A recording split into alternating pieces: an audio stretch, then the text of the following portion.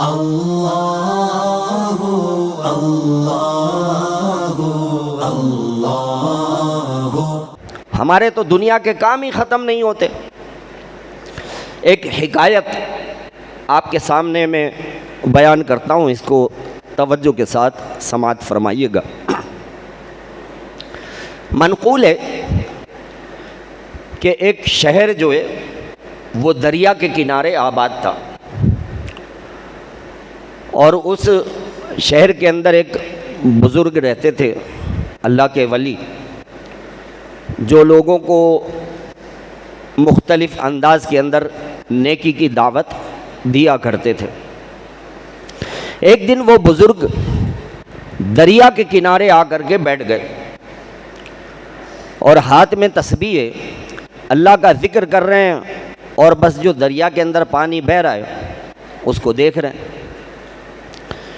ایک شخص وہاں سے گزرا، اس نے دیکھا کہ ہمارے شہر کے اتنے بڑے بزرگ ہیں، عالم دین ہیں، اللہ کے ولی ہیں، یہاں اکیلے تنے تنہا دریا کے کنارے بیٹھے ہیں۔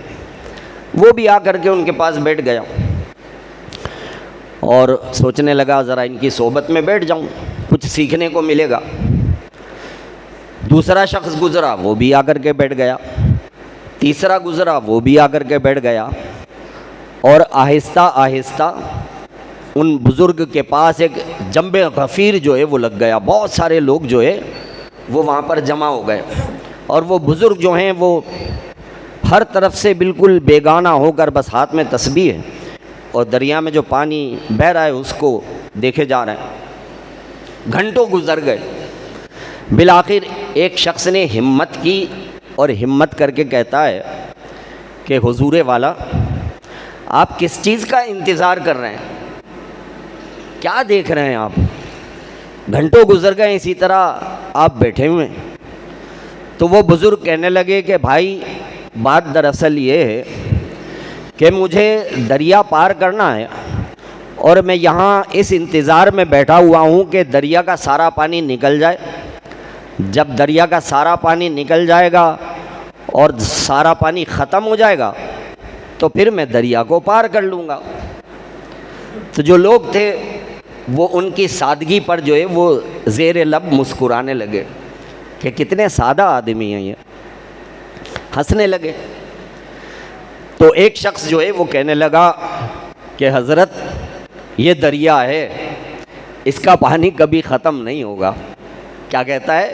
یہ دریا ہے، اس کا پانی کبھی ختم نہیں ہوگا۔ آپ یہاں بیٹھے رہیں گے، پانی چلتا رہے گا چلتا رہے گا، آپ کی زندگی تو ختم ہو جائے گی لیکن دریا کا پانی ختم نہیں ہوگا۔ وہ بزرگ سارے مجمع کی طرف رخ کرتے ہیں اور کہتے ہیں، میں بھی تو تم لوگوں سے یہی کہتا ہوں، دنیا کے کام چلتے رہتے ہیں چلتے رہتے ہیں، کبھی ختم نہیں ہوگے۔ اگر تم اس انتظار میں بیٹھے رہو گے کہ دنیا کا کام ختم ہو جائے تو پھر میں نماز پڑھوں، اگر تم دنیا کے انتظار میں بیٹھے رہو گے کہ دنیا کا کام ختم ہو جائے تو پھر میں مسجد میں جاؤں، تو تم بہت بے وقوف ہو۔ دنیا کا کام کبھی ختم نہیں ہوگا، چلتا رہے گا یہاں تک کہ تمہاری زندگی ختم ہو جائے گی۔ تمہاری زندگیاں ختم ہو جائیں گی لیکن دنیا کے کام کبھی ختم نہیں ہوں گے۔ تو اگر تم اس انتظار میں بیٹھے ہو کہ دنیا کے سارے کام ختم ہو جائیں گے تو پھر میں نماز پڑھنا شروع کروں گا، ابس بے وقوفی ہے۔ تو ذرا سوچئے کہ کتنے بہترین انداز کے اندر انہوں نے لوگوں کو جو ہے وہ نیکی کی دعوت دی ہے۔ اللہ تبارک و تعالی مجھے بھی مکہ مکرمہ کی اور آپ کو بھی مکہ مکرمہ کی حاضری نصیب فرمائے۔ خانہ کعبہ کے طواف کا منظر بھی کیا منظر ہوتا ہے، سبحان اللہ۔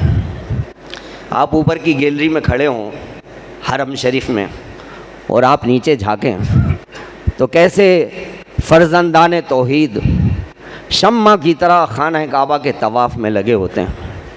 کبھی کم ہوتے ہیں کبھی زیادہ ہوتے ہیں، لیکن یہ طواف چلتا رہتا ہے 24 گھنٹے، صبح دوپہر شام وہ طواف چلتا رہتا ہے۔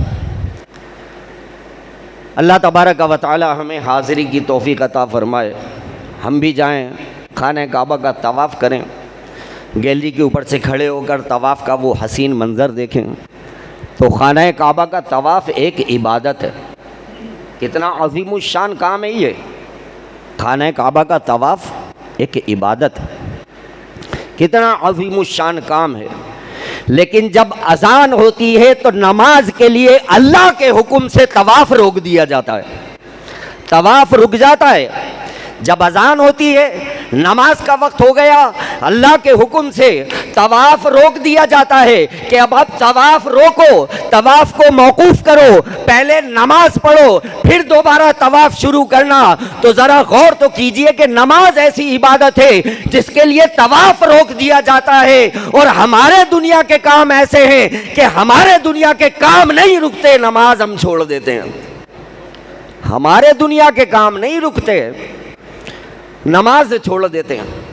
تو غور کیجئے کہ جس عظیم الشان عبادت کے لیے طواف روک دیا جاتا ہے, تو اس عظیم الشان عبادت نماز کے لیے کیا ہم اپنے دنیا کے کام نہیں روک سکتے؟ کیا ہم اپنے دنیا کے کام روک کر نماز کے لیے مسجد میں نہیں آ سکتے؟ تو میرے پیارے بھائیوں, اتنی عظیم الشان یہ عبادت ہے نماز. اللہ تبارک و تعالیٰ نے اس نماز کو ایک ایسی عبادت قرار دیا ہے کہ جو اللہ تبارک و تعالیٰ نے ہم کو نعمتیں عطا فرمائی ہیں, ان نعمتوں کے شکر گزاری رب کریم نے نماز میں ہی رکھی ہے. زندگی نہایت ہی مختصر ہے.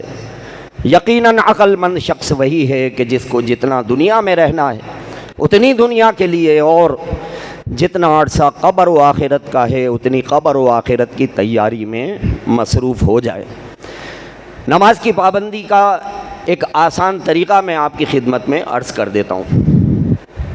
نماز کی پابندی کا سب سے آسان طریقہ یہ ہے کہ آپ جماعت سے نماز پڑھنے کا عزم مصمم کر لیں کہ مجھے نماز جو ہے وہ ہر حال میں جماعت سے پڑھنی ہے. جب آپ یہ عزم کر لیں گے نا کہ مجھے نماز جماعت کے ساتھ پڑھنی ہے, کبھی آپ کی نماز قضا نہیں ہوگی. اصل سستی اور غفلت ہوتی ہی جب ہے جب جماعت نکل جاتی ہے. جب جماعت نکل گئی تو کہا کہ ارے جماعت نکل گئی, چلو ٹھیک ہے ابھی ذرا آدھے گھنٹے میں کام نمٹا لوں پھر میں اٹھتا ہوں. پھر مزید کام آ جاتا ہے, اچھا ابھی 5 منٹ اور رک جاؤں, پھر کام آ جاتا ہے, پھر کہتے ہیں اچھا 10 منٹ اور رک جاؤں, پھر کوئی کسٹمر آ جاتا ہے. تو وہ دنیا کے کام اتنے گھیر لیتے ہیں کہ بندہ ان کاموں میں گھر جاتا ہے اور نماز کا وقت ہی نکل جاتا ہے. اگر جماعت کی پابندی ہو جائے نا کہ ہر حال میں مجھے جماعت کے ساتھ نماز پڑھنی ہے, تو انشاءاللہ کبھی نماز قضا نہیں ہوگی. عشاء کی نماز جماعت کے ساتھ پڑھیں, یقین مانیں اتنی ہلکی لگتی ہے, بہت ہلکی لگتی ہے عشاء کی نماز اگر جماعت کے ساتھ پڑھ لو. اور اگر کبھی عشاء کی نماز کی جماعت نکل جائے نا تو عشاء کی نماز پڑھنا اتنا بھاری ہو جاتا ہے, لگتا ہے کہ ابھی پتہ نہیں کتنا بڑا کام جو ہے وہ کرنا باقی ہے. تو نماز با جماعت ہوتی ہے تو نماز بھی آسان لگتی ہے اور نماز بھی وقت پر ہو جاتی ہے. رب کریم سے دعا ہے جو کچھ سنا سمجھنے یاد رکھنے اس کے مطابق ہمیں عمل کی توفیق عطا فرمائے. وآخر دعوانا ان الحمد للہ رب العالمین. اگر آپ کو یہ ویڈیو پسند آئی ہو تو اس ویڈیو کو لائک کریں, کامنٹس کریں, شیئر کریں اور میرے اس چینل کو سبسکرائب کریں. جزاک اللہ خیرا.